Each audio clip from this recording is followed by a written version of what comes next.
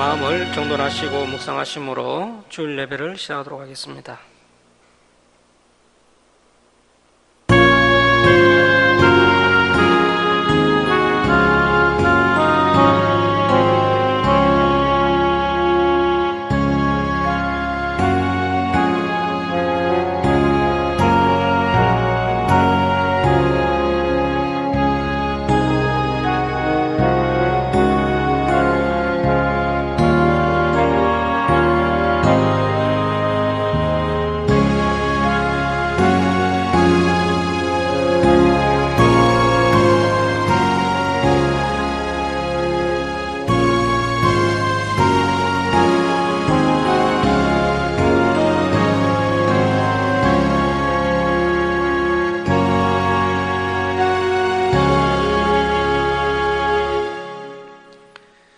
여호와께 감사하고 그의 이름을 불러아뢰며 그가 하는 일을 만민 중에 알게 할지어다.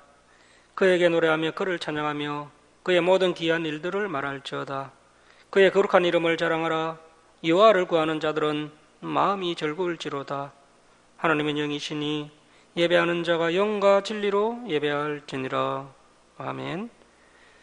사랑의 하나님 아버지, 이 시간 저희들이 하나님께 찬송과 경배를 올려드리오니 저희들의 예배를 기뻐 받아 주옵소서. 저희들이 온유하고 겸손한 마음으로 하나님의 생명의 말씀을 가슴판에 새기는 시간 되게 하시고 지난 삶을 돌아보며 회개하며 다시 새 힘을 공급받는 귀한 은혜의 시간 되게 하여 주옵소서. 감사드리며 예수님의 이름으로 기도드립니다. 아멘. 일어서셔서 9장 찬송 드리겠습니다.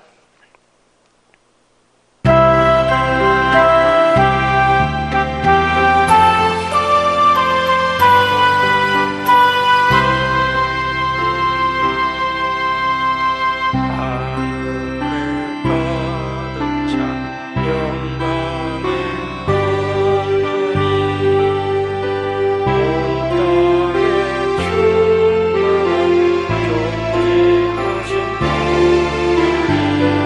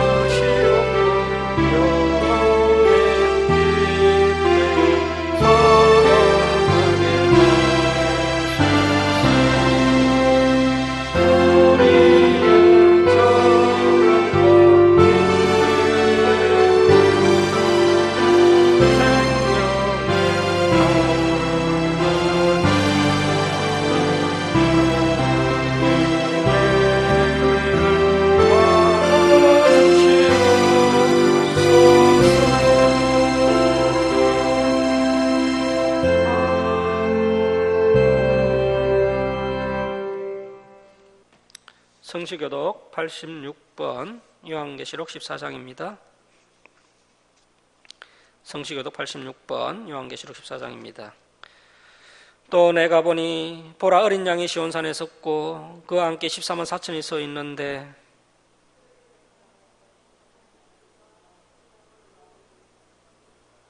내가 하늘에서 나는 소리를 들으니 많은 물소리와도 같고 큰 우레소리와도 같은데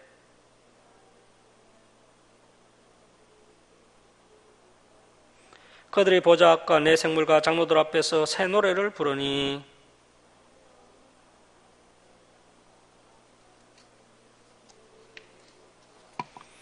이 사람들은 여자와 더불어 더럽히지 아니하고 순결한 자라.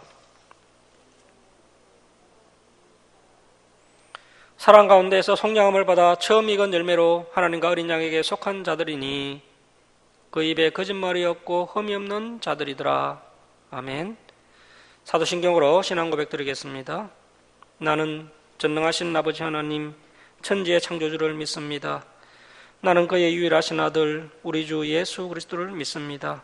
그는 성령으로 잉태되어 동정녀 마리아에게 나시고 본디오 빌라도에게 고난을 받아 십자가에 못 박혀 죽으시고 장사된 지 사흘 만에 죽은 자 가운데서 다시 살아나셨으며 하늘에 오르시어 전능하신 아버지 하나님 우편에 앉아 계시다가 거기로부터 살아있는 자와 죽은 자를 심판하러 오십니다. 나는 성령을 믿으며 거룩한 공교회와 성도의 교제와 죄를 용서받는 것과 몸의 부활과 영생을 믿습니다. 아멘. 성경 말씀은 신명기 14장 22절에서 27절입니다. 신명기 14장 22절에서 27절입니다. 교독하겠습니다. 너는 마땅히 매년 토지 소산의 11조를 드릴 것이며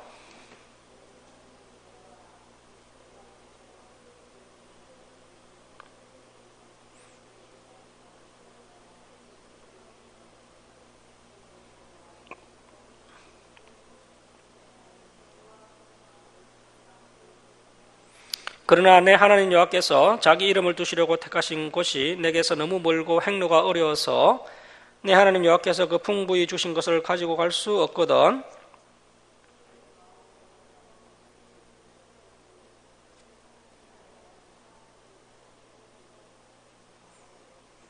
내 마음에 은하는 모든 것을 그 돈으로 사되 소나 양이나 포도주나 독주 등 내 마음에 은하는 모든 것을 구하고 거기 내 하나님 여호와 앞에서 너와 내 건속이 함께 먹고 즐거워할 것이며 내 성읍에 거주하는 내 인은 너희 중에 분깃이나 기업이 없는 자이니 또한 저버리지 말지니라. 아멘. 자리에 앉으시기 바랍니다. 기도하겠습니다. 사랑의 하나님 아버지, 한 주간도 저희들을 지켜주셨다가 주님 전으로 불러주시고 하나님께 예배드리게 하심을 감사드립니다. 사랑의 하나님 아버지, 지난 한 주간을 되돌아볼 때 너무나도 부족한 저희들의 모습이었음을 이 시간 회개합니다. 하나님의 말씀대로 온전히 순종하며 살지 못했고 탐욕에 살았던 저희들을 용서해 주옵소서. 하나님 아버지, 이 시간 은혜를 부어주셔서 하나님의 말씀에 순종하며 살아갈 수 있도록 성령 충만함과 담대한 믿음을 허락해 주옵소서. 하나님 아버지, 저희들이 해결할 수 없는 여러 가지 문제들을 하나님 앞에 내어놓고 기도합니다. 이 시간 그 문제가 해결되는 귀한 은혜를 베풀어 주옵소서. 육신이 약한 성도들 온전한 회복의 은혜를 부어 주옵소서. 또 가족 구원을 위해 기도하는 성도들 온 가족이 하나님께 예배드리는 은혜를 부어 주옵소서. 하나님 아버지, 이 나라 이 민족을 위해 기도합니다. 이정자들이 하나님께 순종하게 하시고 이 나라를 하나님의 뜻대로 이끌어갈 수 있도록 붙들어 주옵소서.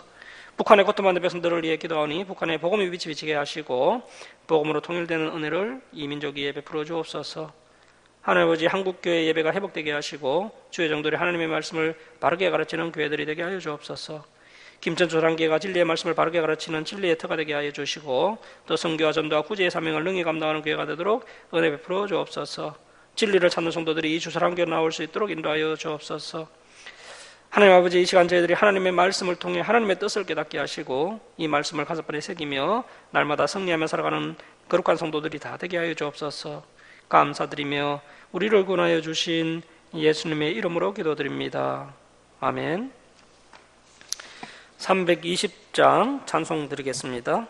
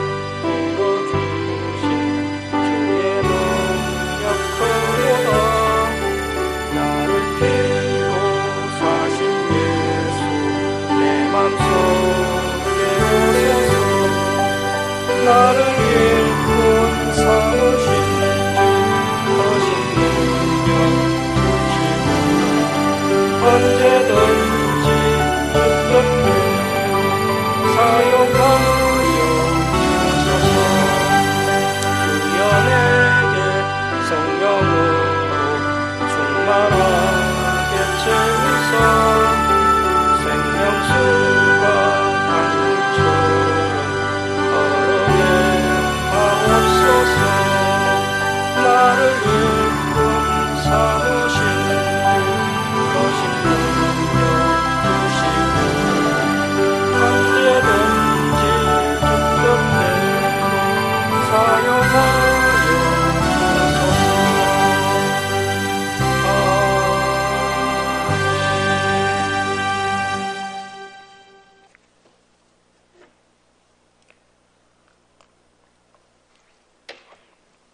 예, 할렐루야, 반갑습니다. 제가 지금 목소리가 좀 많이 갈라지고 있는데요. 지난주부터 이제 주위에 이제 확진자들이 많이 나와서 밀접 접촉으로 이제 지난주 예배를 걸렀고요. 그래서 이제 목도 아프고, 목은 뭐 그렇게 심하진 않았는데 감기 기운이 있어가지고 이제 PCR 검사를 했는데 또 괜찮더라고요. 그리고 또 계속 또 감기 기운이 있어서 또 신속 항원 검사를 이제 했었고, 어제 또 이제 마지막으로 또 병원에 가서 신속 항원 검사를 했는데 계속 안 나왔습니다. 이 코로나 걸리기도 또 쉽지 않은 것 같아요. 다행히 뭐 코감기, 목감기 뭐 이런 증세 같은데 뭐 저는 이번 기회에 빨리 걸리고 좀 자유했으면 좋겠다 이런 생각을 했는데 그것도 좀 마음대로 안 되는 것 같습니다. 또 주위에 보니까 우리 성도님 지금 이제 코로나 때문에 못 나오시는 가정이 있는데 그 가정은 코로나에 걸렸는데 아무 증상이 없었대요. 백신을 맞지 않았는데 오히려 아무 증상이 없었고 백신 맞은 분들은 오히려 더 아팠고 뭐 이런 또 사례도 있더라고요. 하여튼 뭐 다행히 뭐 다들 뭐 걸린 분들도 빨리 건강을 회복하시고 빨리 회복되는 것 같고, 오히려 저 같은 경우에는 감기가 오히려 뭐 한 2주 가까이 이렇게 안 떨어지고 이렇게 가는 것 같아요. 코로나는 빨리 낫는 것 같습니다, 차라리. 예, 오늘은 온 가족이 함께 드리는 예배라는 제목으로 하나님 말씀 함께 나누겠습니다. 오늘은 이제 신명기 14장과 15장을 살펴보겠습니다. 신명기 14장은 우리가 이제 레위기 11장에서 보았던 음식물 규례가 또 나옵니다. 레위기 11장에 기록되었던 것처럼 네 발 달린 짐승들 중에 먹을 수 있는 짐승, 이제 소, 양, 염소, 노루사슴 이렇게 이제 나오고 있는데요. 이 짐승들의 특징이 뭐냐면요, 다 초식 동물이죠. 그래서 이제 초식 동물은 이제 먹어도 괜찮다는 겁니다. 왜냐하면 이제 풀의 성분이 그 고기에 그대로 남아 있기 때문에 이런 초식 동물을 먹으면 이제 건강해진다는 것이죠. 그런데 오늘날 문제가 뭐냐면은 이런 가축들에게 풀을 먹이지 않고 옥수수 사료를 먹인다는 겁니다.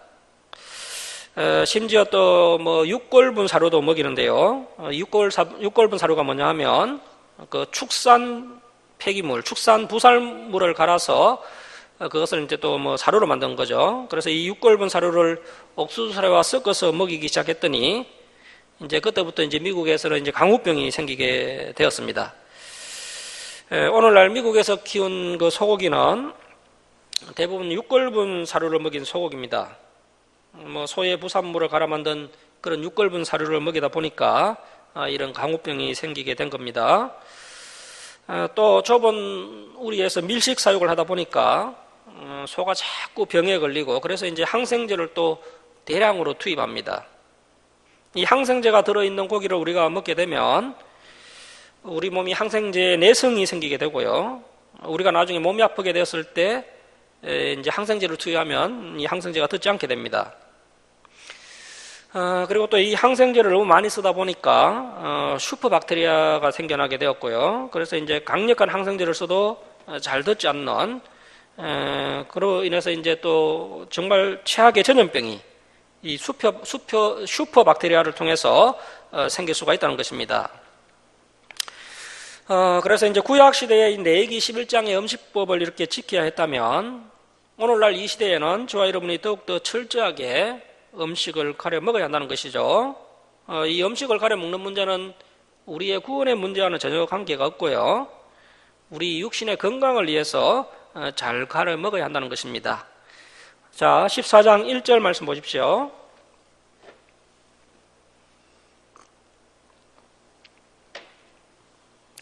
너희는 너희 하나님 여호와의 자녀이니 죽은 자를 위하여 자기 몸을 베지 말며 눈썹 사이 이마에 틀을 밀지 말라. 자, 이런 행위는 이제 고대 근동 지역의 풍습들인데 이런 풍습은 대부분 우상 숭배와 관련이 있기 때문에 하나님의 백성들은 이러한 풍습을 절대로 따라하면 안 된다는 것입니다. 자, 2절 말씀 보십시오. 너는 내 하나님 여호와의 성민이라. 여호와께서 지상 만민 중에서 너를 택하여 자기 기업의 백성으로 삼으셨느니라. 자, 만민 중에 택하여 구별한 거룩한 백성들은 세상 문화를 배격하고 하나님의 말씀을 따라 구별된 문화를 만들어 가야 한다는 겁니다. 자, 그래서 앞으로 우리 주사랑교회만의 아름다운 문화를 우리가 만들어 가야 되겠죠. 자, 이제 3절에서 21절은 우리가 이미 레위기에서 살펴봤던, 레위기 11장에서 살펴봤던 음식물 규례가 또 나옵니다. 자, 3절 말씀 보십시오. 너는 가정한 것은 무엇이든지 먹지 말라. 자, 이것이 하나님의 뜻입니다. 가정한 것은 몸에 좋지 않으니까 무엇이든지 먹지 말라는 겁니다. 오늘날 이 음식들이 자본주의 원리에 의해서 이익만 추구하다 보니까 정말 먹을 만한 것이 없습니다. 그래서 저와 여러분은 아무거나 먹으면 안 됩니다. 우리가 음식을 먹을 때 좀 더 친환경 방식으로 길러진 음식들을 잘 구별해서 먹어야 합니다. 자, 이제 4절에서 6절은 동물 중에 먹을 것과 먹지 말아야 할 것에 대해서 말씀하고 있습니다. 4절 말씀 보십시오. 너희가 먹을 만한 짐승은 이러하니 곧 소와 양과 염소와 사슴과 노루와 불구스름한 사슴과 산염소와 볼기가 흰 노루와 뿌리 긴 사슴과 산양들이라. 자, 이러한 동물들은 다 풀을 먹는 초식 동물들입니다. 이러한 것들은 먹을 수가 있습니다. 자, 6절 보시면 짐승 중에 굽이 갈라져 족발도 되고 새김질도 하는 것은 모든 것은 너희가 먹을 것이니라. 자, 굽이 갈라지고 또 새김질을 하는 대표적인 동물이 소, 양, 염소 이러한 동물들이죠. 그래서 우리가 이제 소고기를 먹을 수가 있는데 앞에서도 말씀드렸다시피 오늘날 이 소는 밀식사육을 하고 항생제를 너무 많이 먹이기 때문에 많이 먹으면 오히려 건강을 해칠 수가 있다는 것입니다. 특히 또 미국산 소고기를 잘못 먹으면 강우병에 걸릴 수도 있습니다. 자, 7절 말씀 보십시오. 다만 새김질을 하거나 굽이 갈라진 짐승 중에도 너희가 먹지 못할 것은 이것이니 곧 낙타와 토끼와 사반. 이 사반은 너구리 일종으로 보입니다. 그것들은 새김질은 하나 굽이 갈라지지 아니하였으니 너희에게 부정하고.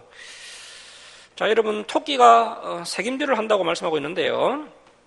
토끼가 새김질을 하는 거 보셨나요? 저도 어릴 때 토끼를 길러봤지만 이 토끼는 새김질을 안 하는 것 같습니다.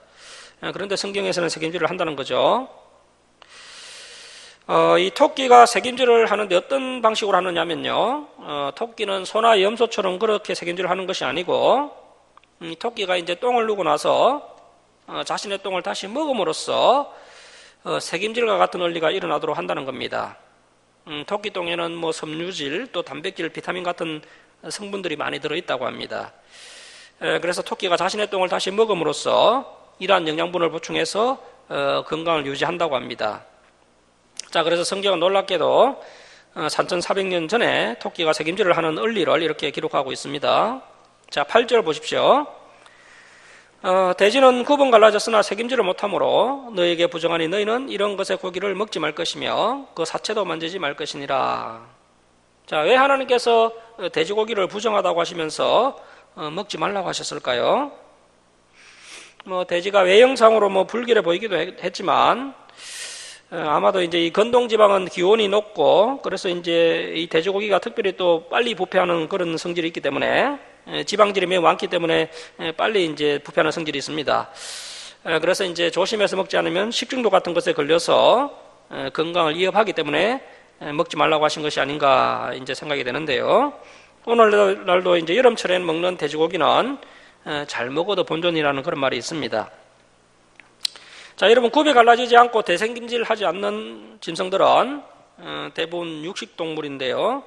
그래서 이제 먹이 사슬 제일 상위층에 있는 그런 동물들입니다. 이런 육식동물들은 몸속에 유해 성분이 많이 쌓여 있습니다. 다른 짐승들을 잡아먹으면서 그 다른 짐승들에 쌓여 있던 그 환경 호르몬 유해 성분들이 이제 이 육식동물에게 다시 옮겨지는 거죠. 그래서 우리가 이러한 육식을 먹는 그런 동물들을 먹으면 우리 몸에 좋지 않다는 것입니다. 자, 이제 어류 중에서 먹을 것과 먹지 못할 것에 대해서 말씀합니다. 자, 9절 말씀 보십시오.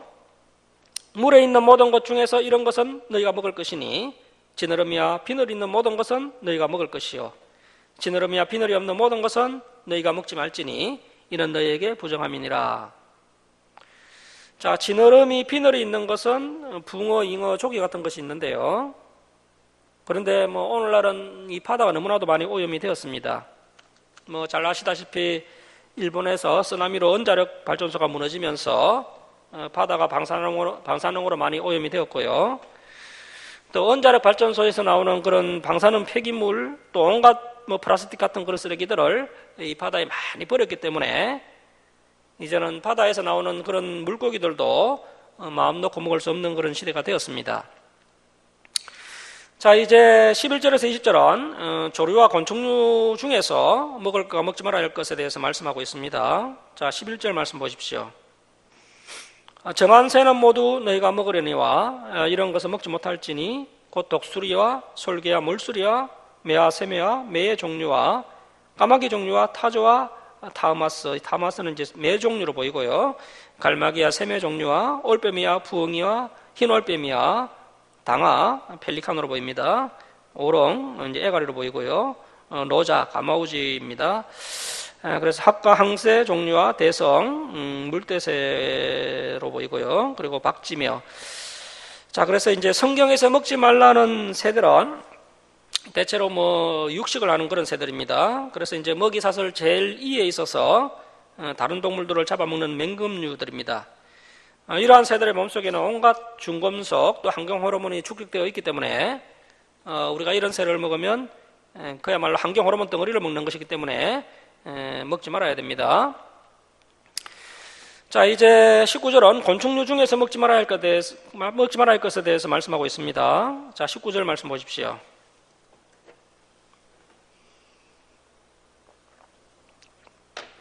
또 날기도 하고 기어다니기도 하는 것은 너에게 부정하니 너희는 먹지 말 것이나. 자, 여러분, 날기도 하고 기어다니기도 하는 것이 뭐가 있을까요? 다 바퀴벌레가 있겠죠. 그래서 이러한 것은 잡아먹으면 안 된다는 겁니다. 그래서 이제 뛰는 다리가 있는 메뚜기 종류는 우리가 먹을 수가 있습니다. 그런데 또 요즘은 농약을 워낙 많이 치기 때문에 논에서 메뚜기를 보는 것이 쉽지가 않습니다. 자, 20절 말씀 보십시오. 정한 새는 모두 너희가 먹을지니라. 이 정한 새는 곡식을 먹는 그런 새입니다. 그래서 꿩이나 참새, 비둘기, 닭 이러한 것들은 먹을 수가 있다는 것이죠. 그래서 하나님께서 먹지 말라고 하시는 새들은 대부분 맹금류들입니다. 먹이 사슬 제일 위에 있는 그러한 새들입니다. 그래서 오늘날 과학자들이 이제 그 갈매기를 한번 연구해 보니까요. 갈매기를 이제 해부해 보니까 이 갈매기 몸속에 온갖 환경 호르몬이 가득 쌓여 있는 것을 발견했습니다. 그래서 먹이 사슬 맨 위에 있는 짐승들은 계속해서 환경 호르몬이 쌓이게 됩니다. 오늘날 그 초등학교 1, 2학년 그 학생들 중에서 이제 환경 호르몬이 너무나도 많이 축적이 되어서 이제 성조숙증이 이제 생겨나고요. 그래서 이제 어린아이인데도 이제 가슴이 나오고 또 얼경을 일찍 하는 그러한 일들이 생기는데요. 다 이런 환경 호르몬이 원인입니다. 그래서 우리 교회도 이제 이런 환경 호르몬을 좀 줄여보려고 플라스틱 용기를 사용하지 않고요. 스테인레스나 또 유리 용기를 사용하고 있습니다. 자, 21절 말씀 보십시오. 너희는 너희 하나님 여호와의 성민이라. 자, 그래서 이제 거룩한 백성이기 때문에 음식을 잘 가려 먹어야 한다는 겁니다. 우리가 음식을 잘 가려 먹어서 건강을 유지하는 것도 거룩의 요소라는 것이죠. 자, 스스로 죽은 것은 먹지 말 것이나. 이 스스로 죽은 것은 아무래도 이제 병이 있기 때문에 죽었을 것이고 또 피를 빼지 않았기 때문에 그 피가 몸속에 그대로 언거되어 있기 때문에 그러한 고기는 먹으면 건강에 좋지 않다는 겁니다. 그것을 성중에 거류하는 객에게 주어 먹게 하거나 이방인에게 파는 것은 가하니라. 너는 염소 새끼를 그 어미 젖에 삼지 말지니라. 자, 이것도 중요한 말씀인데요. 염소 새끼를 잡아먹는 것도 사실 어미 염소한테는 미안한 마음이 있는 거죠. 그 염소 새끼를 잡아먹는데 더 맛있게 먹기 위해서 어미 염소의 젖에 삶아먹는 것은 너무하지 않느냐. 그래서 이제 우리가 아무리 짐승이라 하더라도 생명을 존중해 주어야 한다는 것입니다. 자, 여기까지가 이제 음식물 규례인데요. 이러한 본문을 살펴보면서 이제 우리가 느끼는 것은 오늘날 우리가 먹을 만한 음식이 정말 거의 없다는 거 봐야 되는 겁니다. 그러면 우리가 참 무엇을 먹고 살아야 하나 걱정이 되기도 하는데요. 그래서 우리가 되도록이면 채식 위주로 먹고 고기를 먹더라도 좀 더 친환경적으로 키운 그러한 것들을 좀 골라서 먹어서 환경 호르몬의 섭취를 최소한으로 줄일 필요가 있다는 것입니다. 창세기를 보면 하나님께서 사람을 만드시고 그 사람들에게 일차로 허락하신 음식이 바로 이 채식입니다. 그래서 우리 몸은 채식에 맞도록 하나님께서 창조하셨다는 것을 아시고 채식 위주의 식단을 잘 실천해서 치유하시는 하나님을 경험하시기 바랍니다. 자, 이제 22절에서 29절은 제21조 규례가 나오는데요. 우리가 이미 레위기 27장과 민수기 18장에서 11조 규례를 살펴봤습니다.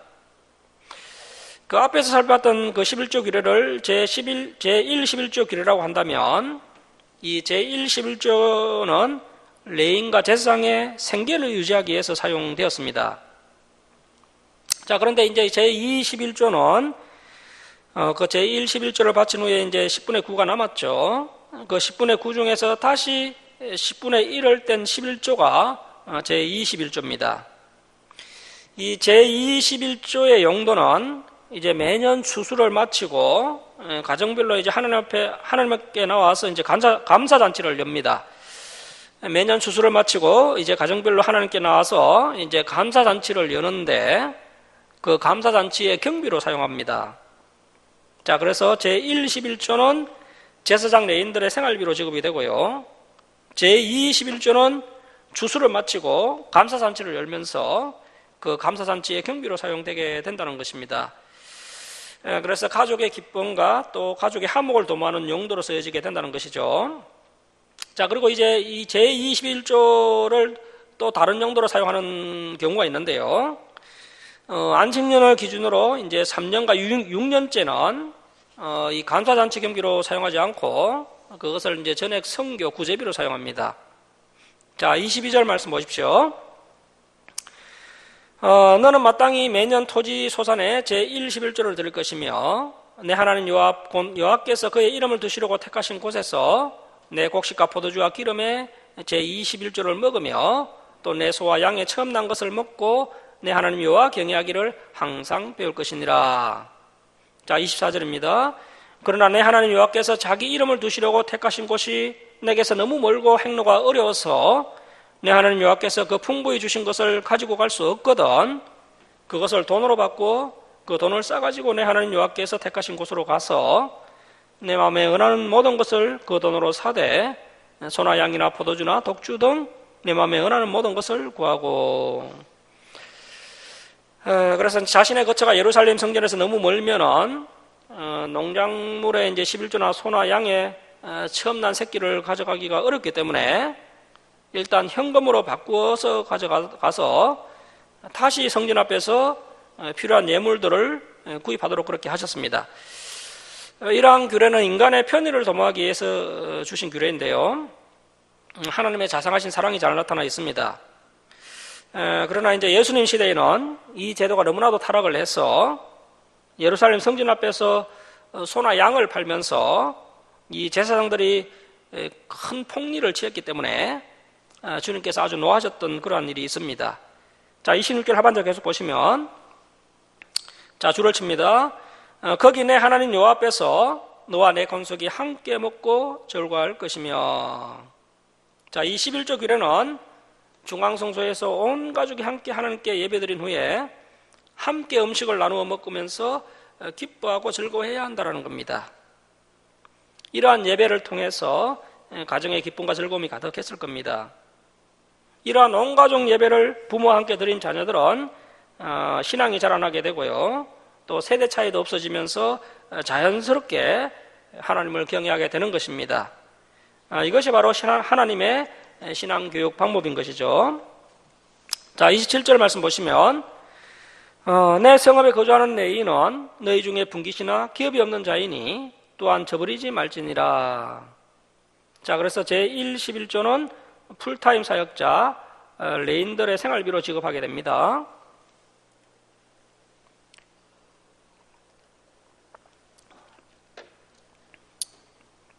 자, 28절 말씀 보십시오. 매 3년 끝에 그 해 소산의 10분의 1을 다 내요.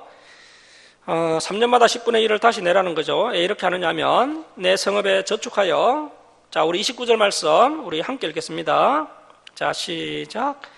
너희 중에 분깃이나 기업이 없는 레인과 내 성중에 거류하는 객과 및 과 가부들이 와서 먹고 배부르게 하라. 그리하면 내 하나님 여호와께서 내 손으로 하는 범사에 내게 복을 주시리라. 자, 일반적인 11조에 3년마다 한 번씩은 제21조를 하고 이것을 이제 잘 저축해 두었다가 연약한 이웃들을 구제하는 일에 사용하라는 것입니다. 우리 주사랑교회가 아직은 많이 베풀지는 못하고 있지만 이제 좀 더 성장을 해서 우리 주사랑교회가 주변에 불우한 이웃들을 더 많이 섬기고 또 연약한 교회들을 돕는 일에 더욱 열심을 내는 교회가 되어야 합니다. 자, 이제 신명기 15장으로 가겠습니다. 신명기 15장은 비절 면제해준 해, 그 비절 면제해준 해를 면제년이라고 하죠. 그 면제년에 관한 이야기가 15장에 나옵니다. 이 면제년의 주기가 이제 7년 주기로 돌아가는데요. 안식년과 같은 주기입니다. 어떠한 관점에서 보느냐에 따라서 이제 그것을 안식년이라고 보기도 하고 또 면제년이라고 보기도 합니다. 이 안식년 면제년에는 빚독촉을 하면 안 된다라고 말씀하십니다. 자, 본래 이 안식년에 이제 땅을 쉬게 해야 한다는 규례가 이제 우리가 출애굽기 23장 또 레위기 25장에서 살펴봤었죠. 그런데 안식년에 이렇게 비절 면제해 주라는 이러한 규례는 이 본문에 유일하게 등장을 하고 있습니다. 자, 15장 1절 말씀 보십시오. 매 7년 끝에는 면제하라. 그래서 7년마다 안식년에 이웃의 빚을 면제하라는 것인데요. 이것은 이제 빚을 완전히 탕감해 주라는 말씀은 아닙니다. 빚을 완전히 탕감해 주는 때는 이제 50년마다 이 희년이 되면 빚을 완전히 탕감해 줍니다.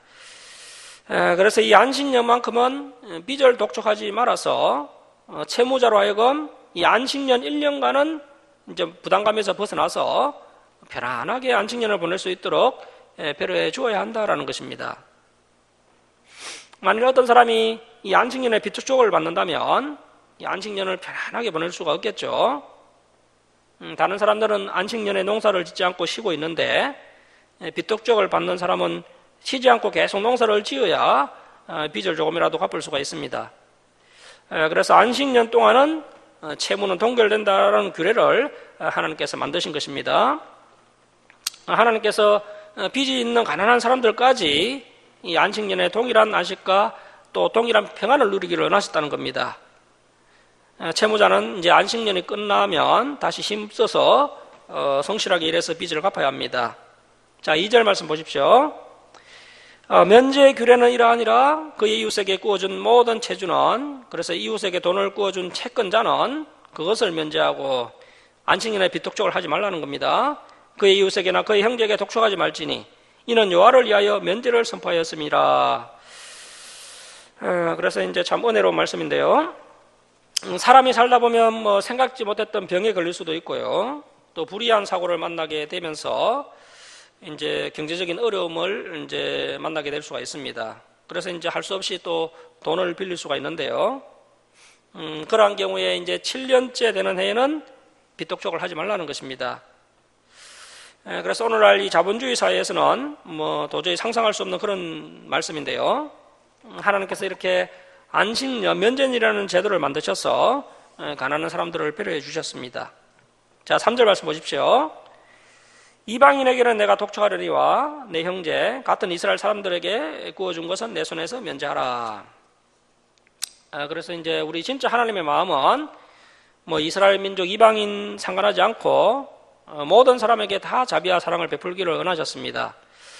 그래서 이제 신약에 가면요, 우리 예수님께서는 이것을 좀 더욱더 구체화시키시는 것을 볼 수가 있습니다.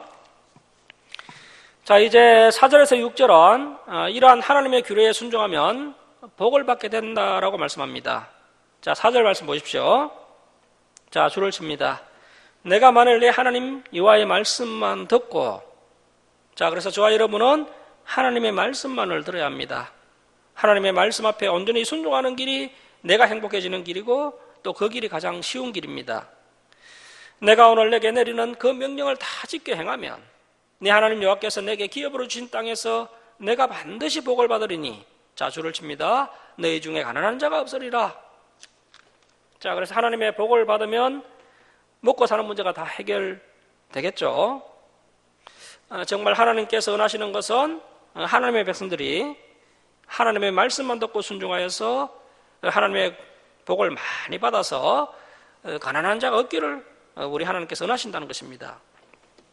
자, 6절 말씀 보십시오. 내 하나님 여호와께서 내게 허락하신 대로 내게 복을 주시리니 내가 여러 나라에 구워줄지라도 너는 꾸지 아니하겠고 내가 여러 나라를 통치할지라도 너는 통치를 당하지 아니하리라. 자, 그래서 매 7년마다 빚진 자에게 일체 빚독촉을 하지 않고 또 가난하고 약한 사람들에게 사랑과 자비와 친절을 베풀면서 살면 이렇게 하나님께서 큰 복을 내려주셔서 행복한 인생을 살 수 있다라고 말씀하고 있습니다. 자, 이제 7절에서 11절은 굳이 안식년이 아니더라도 가난한 자들을 계속해서 구제할 것을 말씀하고 있습니다. 자, 7절 말씀 보십시오. 내 하나님 여호와께서 내게 주신 땅 어느 성읍에서든지 가난한 형제가 너와 함께 거주하거든, 자, 줄을 칩니다. 그 가난한 형제에게 내 마음을 안악하게 하지 말며 내 손을 움켜쥐지 말고 반드시, 자, 그래서 하나님의 은혜 받은 백성이라면 반드시 내 손을 그에게 펴서 그에게 필요한 대로 쓸 것을 넉넉히 구워주라. 이것이 가진 자의 의무입니다. 가진 자가 가난한 사람들을 뭐 전부 다 돌봐줄 수는 없겠지만 최소한 뭐 찾아와서 도움을 요청하는 그런 소외되고 가난한 사람들에게 반드시 움켜준 손을 펴서 필요한 대로 쓸 것을 넉넉히 구워주라는 것입니다. 자, 이렇게 율법은 뭐 빌려주는 정도로 이야기합니다. 그런데 이제 신약에 오면은 훨씬 더 수준이 높아지게 됩니다. 그래서 가진 자는 가난한 자를 향하여 반드시 넉넉히 빌려줄 의무가 있다는 것입니다. 이 의무를 수행하라고 하나님께서 우리에게 넉넉함을 주신 것입니다. 그래서 우리가 가난한 자가 우리에게 먼저 찾아올 때도 도와주어야 하겠지만 또 가진 자가 가난한 자를 먼저 살펴서 능동적으로 부족함을 채워줄 수 있는 사람이 되어야 한다는 것입니다. 그래서 하나님께서 우리에게 원하시는 선행은 소극적인 선행이 아니라 적극적인 선행을 원하신다라는 것입니다. 자, 9절 말씀 보십시오. 상관 너는 마음에 악한 생각을 품지 말라. 이 악한 생각이 다른 게 아닙니다. 나는 남을 돕지 않겠다, 움켜진 손을 펴지 않겠다, 이것이 악한 생각입니다. 악한 생각을 품지 말라. 곧 이르기를 7째 해 면제년이 가까이 왔다 하고 내 궁핍한 형제를 악한 눈으로 바라보며 아무것도 주지 아니하면 그가 너를 여호와께 호소하리니 그것이 내게 죄가 되리라. 자, 다른 게 죄가 아니라 나를 찾아와서 도와달라는 사람을 도와주지 않는 게 죄라는 겁니다. 만약에 6년째 되는 해에 궁핍한 형제가 돈을 꾸러 왔는데 이제 몇 년 전이 1년밖에 남지 않았습니다.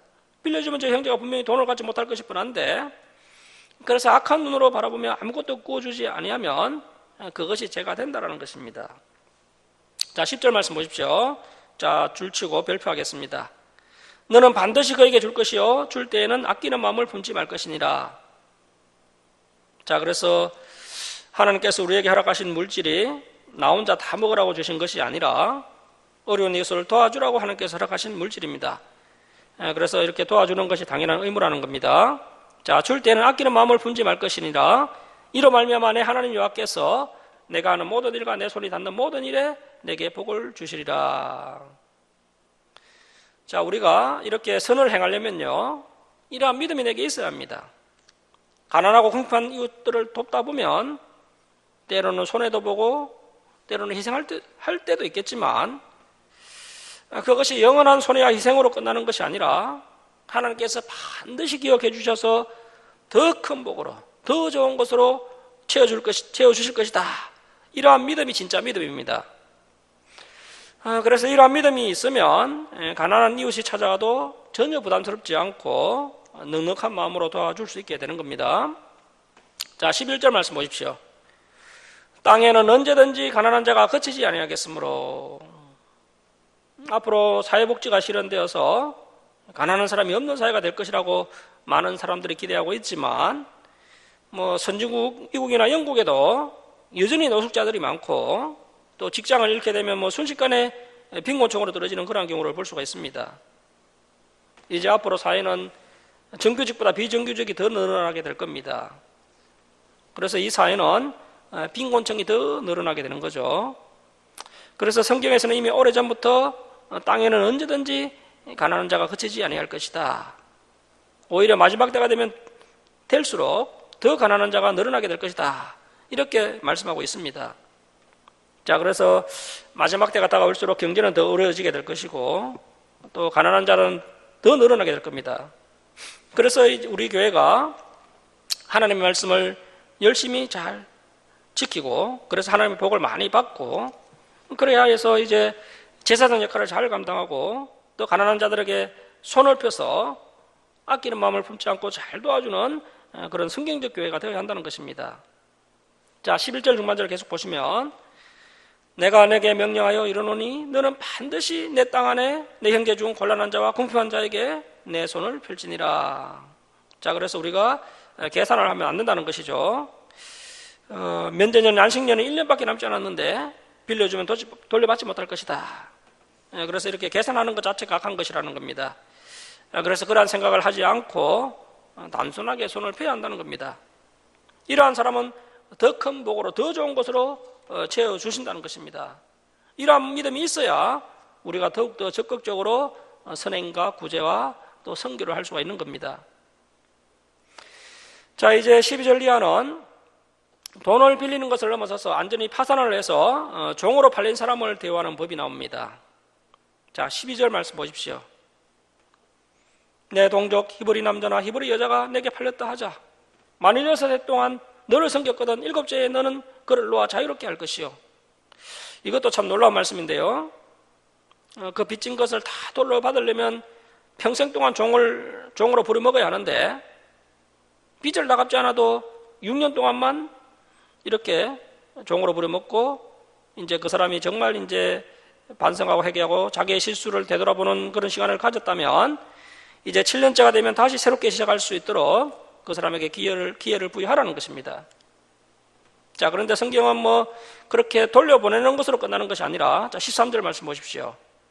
빈손으로 그 종을 보내면 안 된다는 겁니다. 최소한 몇 달 정도 먹고 살 수 있을 정도의 물질을 주어서 그 사람을 보내야 한다는 것이죠. 자, 13절 말씀 보십시오. 그를 놓아 자유하게 할 때는 빈손으로 가게 하지 말고 내 양무리 중에서와 타작마당에서와 포도주 틀에서 그에게 후히 줄지니 곧 내 하나님 여호와께서 내게 복을 주신 대로 그에게 줄지니라. 너는 애굽 땅에서 종되었던 것과 내 하나님 여호와께서 너를 속량하셨음을 기억하라. 그것으로 말미암아 내가 오늘 이같이 내게 명령하노라. 자, 그래서 너희들이 그동안 하나님께 받은 은혜가 너무 크지 않느냐? 그 은혜를 받은 사람답게 이제 다른 사람들에게도 은혜를 베풀어 주어라. 이렇게 하나님께서 말씀하고 있습니다. 자, 16절 말씀 보십시오. 종이 만일 너와 내 집을 사랑함으로 너와 동거하기를 좋게 여겨 내게 향하여 내가 주인을 떠나지 않겠노라 하거든 송곳을 가져다가 그의 길을 문에 대고 뚫어라. 그리하면 그가 영구히 내 종이 되리라. 내 여종에게도 그와 같이 할지니라. 자, 그래서 귀에 구멍 뚫는 기원이 바로 여기서 비롯되었습니다. 오늘날 여성들이 패션을 위해서 귀를 많이 뚫고 하는데요. 이것은 이제 인류견상 나는 당신의 종입니다 라는 그런 의미가 있는 것입니다. 자, 18절 말씀 보시면 그가 6해 동안 품꽃의 삭스에 배나 받을 만큼 너를 섬겼은즉, 그래서 이 6년 동안 이 종으로 인해서 충분히 많은 이익을 얻었다는 겁니다. 너는 그를 놓아 자유하게 하기를 어렵게 여기지 말라. 그리하면 내 하나님 여호와께서 내 범사에 내게 복을 주시리라. 자, 여러분, 하나님께서 이렇게 복을 주신다는데 할만하지 않겠습니까?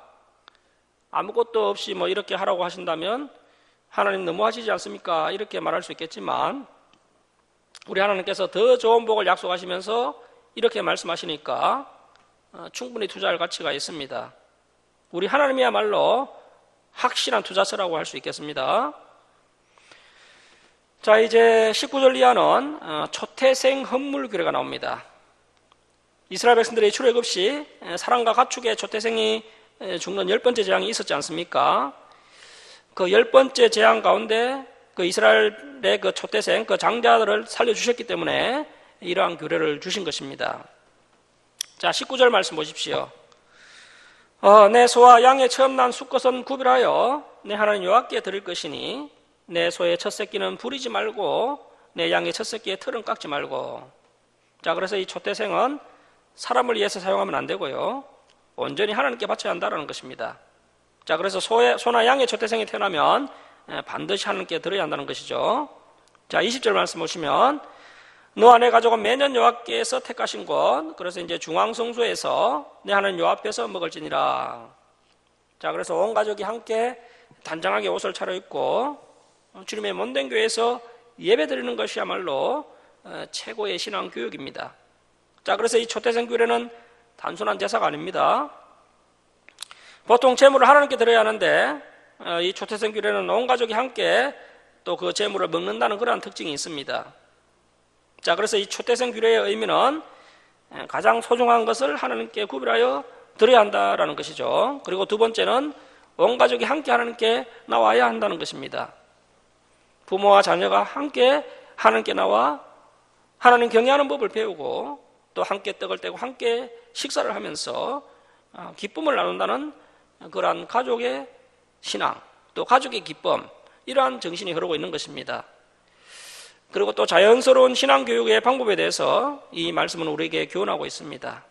그래서 이제 주일 오전 예배는 온 가족이 함께 드리는 예배가 성경적이라 할 수 있겠습니다. 자, 21절 말씀 보십시오. 그러나 그 짐승이 흠이 있어서 절거나 눈이 멀었거나 무슨 흠이 있으면 내 하나님 여호와께 잡아드리지 못할지니 내 성중에서 먹되 부정한 자나 정한 자가 다 같이 먹기를 노루와 사슴을 먹은 같이 할 것이요 오직 피를 먹지 말고 물같이 땅에 쏟을지니라. 자, 소와 양의 초태생이라도 흠이 있으면 이제 하나님께 드리지 못하고요, 그것을 이제 식용으로 사용할 수 있다는 것입니다. 그래서 하나님께 드릴 때는 가장 귀한 것으로 가장 정성껏 드려야 한다, 이렇게 말씀하고 있습니다. 말씀을 마치도록 하겠습니다. 사랑하는 성도 여러분, 우리가 하나님의 거룩한 백성다운 구별된 식생활을 하고요, 또 성교 구제에 힘을 쓰고 또 가장 소중한 것을 하나님께 드리고 또 온 가족이 함께 하나님께 나와 예배드림으로 하나님의 풍성한 은혜와 복을 받아 누리고 그래서 참된 기쁨을 누릴 수 있기를 주님의 이름으로 축원합니다. 자, 기도하겠습니다. 사랑의 하나님 아버지, 오늘도 귀한 말씀을 알게 하시니 감사드립니다. 저희들이 음식을 잘 거려 먹어서 채식 위주의 식사를 하고 몸이 더욱더 건강하여서 치유하시는 하나님을 경험하는 성도들 되게 하여 주옵소서. 저희들이 세상 사람들이 걸리는 그런 질병에 걸리지 않게 하시고 또 세상 사람들이 우리가 믿고 섬기는 하나님을 믿도록 저희들이 제사장의 역할을 잘 감당하도록 은혜 베풀어 주옵소서. 하나님 아버지, 7년째마다 면제년을 만드셔서 그 가난에 대물림 되지 않고 또 고난받는 사람, 어려움 당한 사람이 다시 회복될 수 있도록 은혜 베풀어 주신 것을 보았습니다. 또 가난한 이웃들에게 손을 펴서 쓸 것을 넉넉히 부어주시라고 하신 말씀도 보았습니다. 하나님 아버지, 이 땅에서는 언제나 가난한 자들이 거치지 않아야 할 것인데 저희들이 이 말씀을 지켜 행하면 저희들에게 더 큰 복을 주신다고 하신 그 말씀을 믿고 저희들이 베푸는 교회, 베푸는 성도들 다 되게 하여 주옵소서. 하나님 아버지, 11조 규례와 초태생 규례를 통하여서 온 가족이 함께 드리는 예배가 성경적이라는 것을 알았습니다. 이스라엘 백성들은 11조와 초태생을 하나님께 드릴 때 중앙성소에서 온 가족이 함께 하나님께 예배드린 후에 함께 음식을 나누어 먹으면서 기뻐하고 즐거워하는 것을 보았습니다. 하나님 아버지, 은혜 베풀어 주셔서 우리 주사랑교회 성도들 온 가족이 주일에 주사랑교회에 나와 함께 하나님께 예배드리고 함께 음식을 나누어 먹으면서 하나님의 은혜와 복을 풍성히 받아 누리게 하시고 또 가정에 감사 기쁨이 넘쳐나게 하여 주옵소서. 온 가정 예배를 통하여 자녀들의 신앙이 자라나고 또 하나님을 경외하는 신앙이 자연스럽게 전수되게 하여 주옵소서. 감사드리며 예수님의 이름으로 기도드립니다. 아멘. 321장 찬송 드리고 봉헌 드리겠습니다. 오늘 헌금 봉사는 우리 김지영 집사님이 좀 해주시면 감사하겠습니다.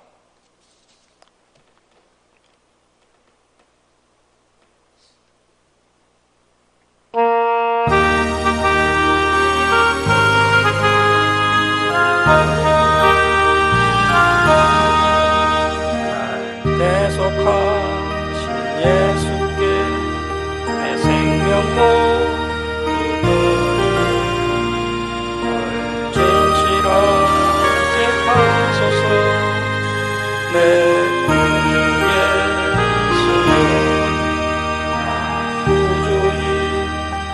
살리러 내 기뻐한 양없으니 갈 길에 하소서. 내 구주 예수여 구원하신 예수를 평생을 지하오니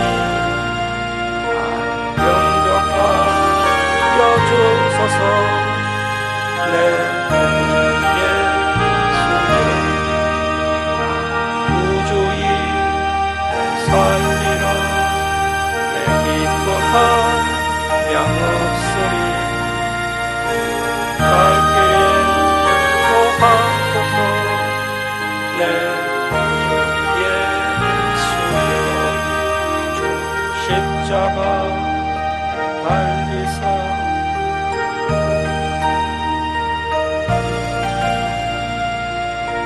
온갖 마음을 주 위에 다 쓰게 하소서.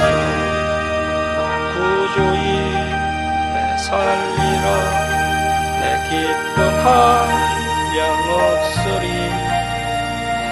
갈 길을 도하소서. 내 구주 예수여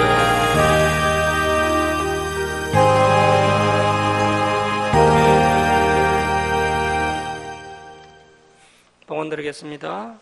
감사헌금 올려드립니다. 주정금 올려드립니다. 기도하겠습니다.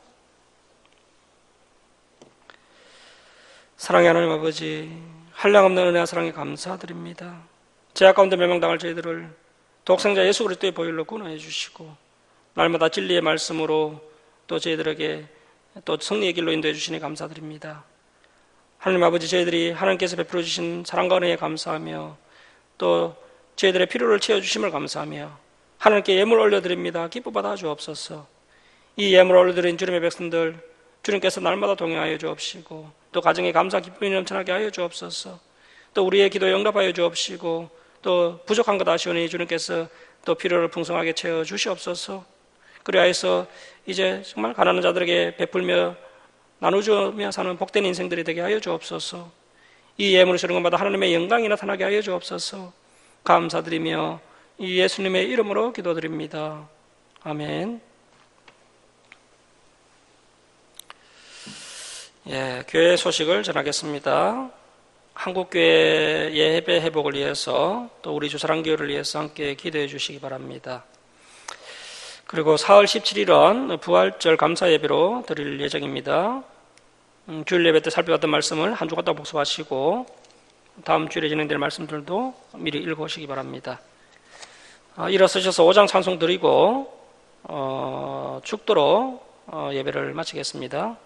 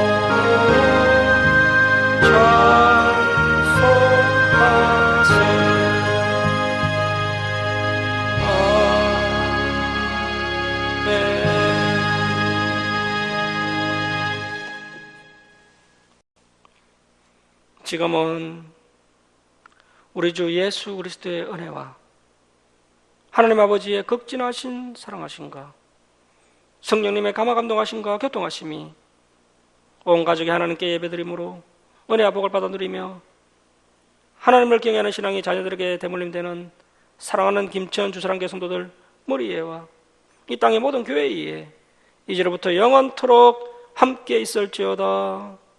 아멘.